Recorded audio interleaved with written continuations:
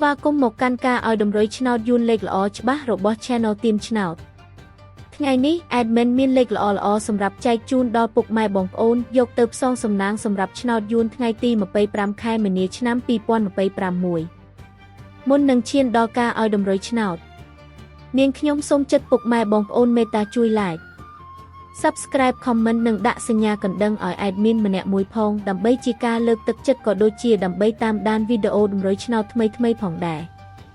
ឥឡូវកុំឲ្យខាតពេលយូរតោះយើងទៅតាមដានតម្រុយឆ្នោតយួនទាំងអស់គ្នាចំពោះឆ្នោត2លេខគឺមានលេខ65 48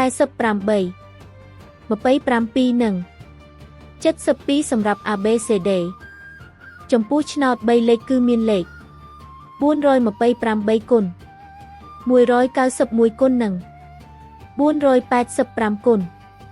សម្រាប់លេខអូសខ្ទង់គឺមាន20និង70សម្រាប់លេខអូសចាសឥឡូវនេះវីដេអូតម្រុយឆ្នោតរបស់ Admin គឺបានដល់ទីបញ្ចប់ហើយ